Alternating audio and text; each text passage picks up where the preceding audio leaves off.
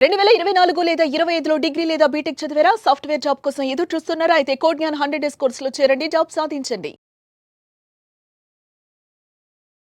Welcome to Suman TV. నేను మీ Suman TV Nag. Kukatpally హత్య కేసుకు సంబంధించినటువంటి వాటిల్లో ఒక కీలక అప్డేట్ ఇప్పుడు బయటికి రావడం జరిగింది. అయితే వినగానే కొంచెం షాకింగ్ కూడా గురయ్యేలాగానే ఉందన్నమాట.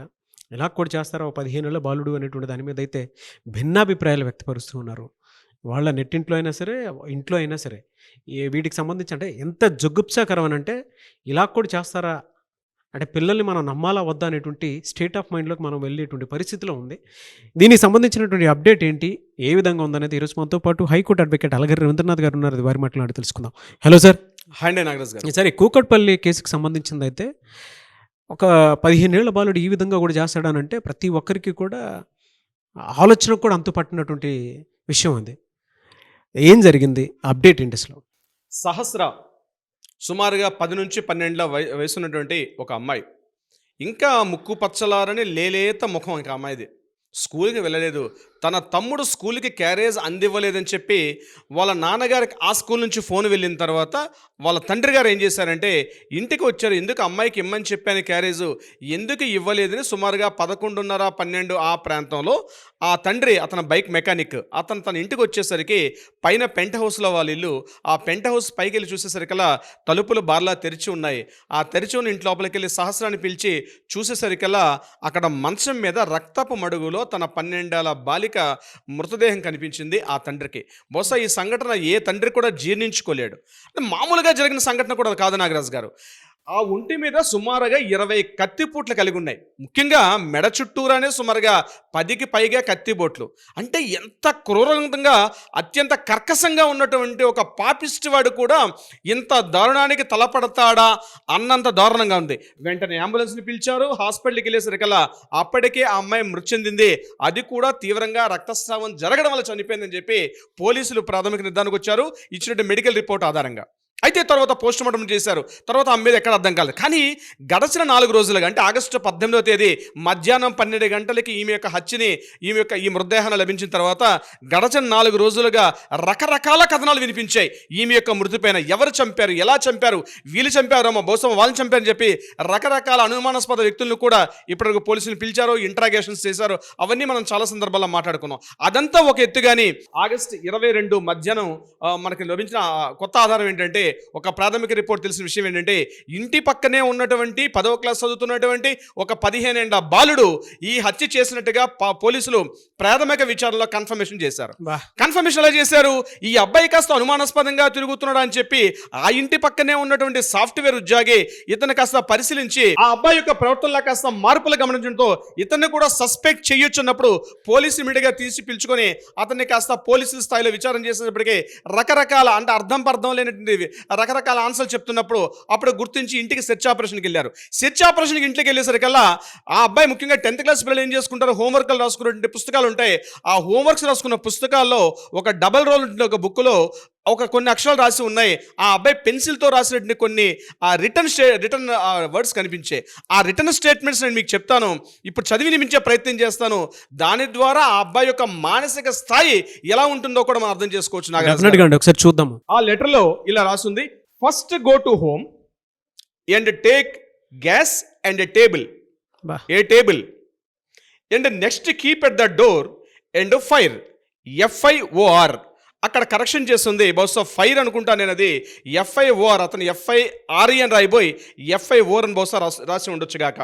తర్వాత the gas and keep lock on the gas, next cut with knife. ఇక్కడితో ఒక పారాగ్రాఫ్ సెంటెన్స్ పూర్తి అయిపోయింది. ఫుల్ స్టాప్ పెట్టేశాడు.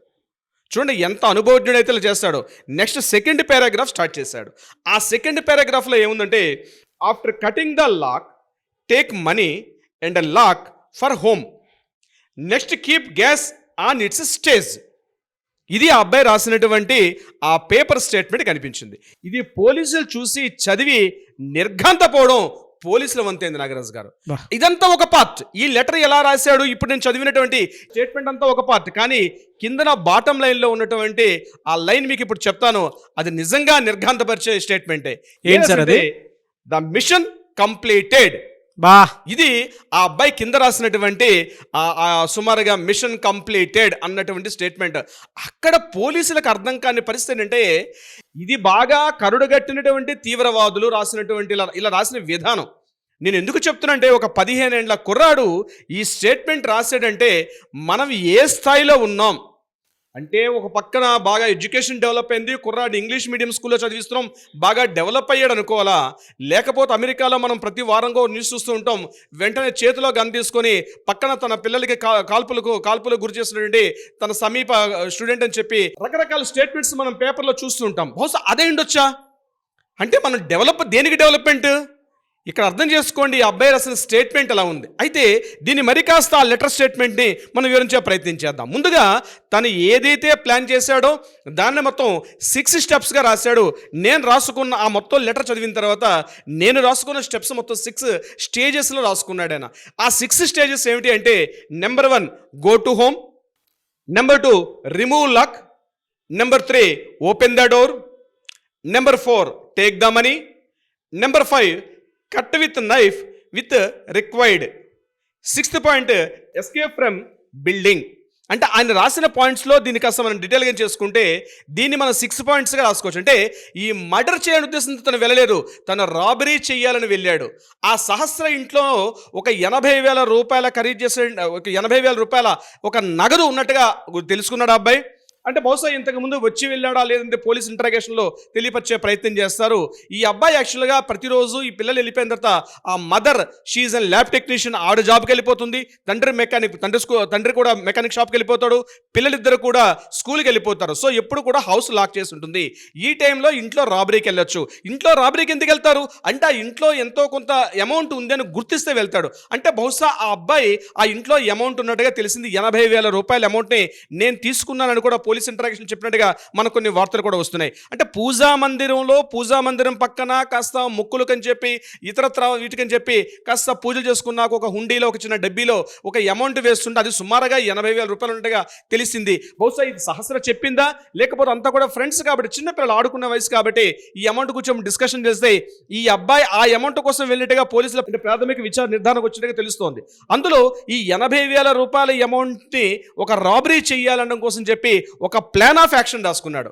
ఇది ముఖ్యంగా మనం చూస్తుంటాం నాగరాజ్ గారు, ఓటీటీ సినిమాలో ఒక క్రైమ్ యాక్టివిటీ సినిమాలు ఉంటాయి. అందులో ఆ విలన్ కావచ్చు, లేకపోతే ఇది ఎలా చేయాలి, ఏ పార్ట్ని టచ్ చేయాలి, ఎలా వెళ్ళని చెప్పి ఒక ఎల్లో కలర్, పింక్ కలర్ మన స్లిప్స్ పేస్ట్ చేసుకుంటూ దాన్ని ఇలా డైల్ చేస్తూ ఉన్నటువంటి చాలా సినిమాలు మనం చూస్తుంటాం.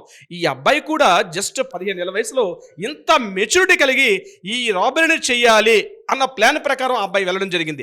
తీరా వెళ్ళిన తర్వాత ఏం జరిగింది, అక్కడ అనుకోని స్థితిలో అక్కడ సహస్ర కనిపించిన తర్వాత సహస్ర అడ్డుకునే ప్రయత్నం చేసింది.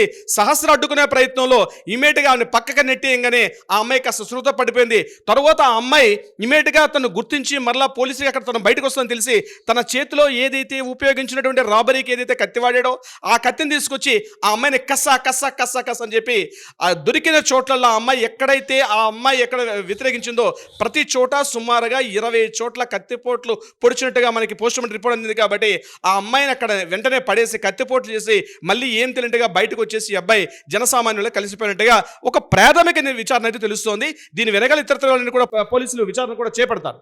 అయితే జరిగిన సినారియో మొత్తం చూసినట్లయితే దొరికినటువంటి ఈ క్లిప్పింగ్ అంటే రిటర్న్ స్టేట్మెంట్ ఉన్నటువంటి అబ్బాయి తల్లికి క్లిప్పింగ్, అదేవిధంగా పోలీస్ ఇంటరాగేషన్లో ఆ అబ్బాయి చెప్పినటువంటి స్టేట్మెంట్స్, ఇవన్నీ మనం కానీ క్రోడీకరణ చూసినట్లయితే ఈ 15 ఏళ్ల కుర్రాడు, ఎందుకంటే మైనర్ బాలుడు కాబట్టి మనం పేరు రివీల్ చేయకూడదు, ఆ అబ్బాయి కూడా పక్కనే ఈ మాత్రం ఇంగ్లీష్ చదువుతున్నాడు అంటే నిజంగా డెఫినెట్గా ఆ అబ్బాయికి ఎంతో కొంత కాస్త ఇంగ్లీష్ పరిజ్ఞానం అయితే బాగానే ఉంది అబ్బాయికి. అంటే ఏదేమైనప్పటికీ కూడా ఒక బుక్లో రాసుకొని ఒక ప్లాన్ ప్రకారం ఒక పథక ప్రకారంగా చేయడం అనేది రియల్లీ ఇది మనం డెవలప్ అయింది అనుకోవడం కాదు, అత్యంత ప్రతి తల్లిదండ్రి గుర్తించాల్సిన పరిస్థితి.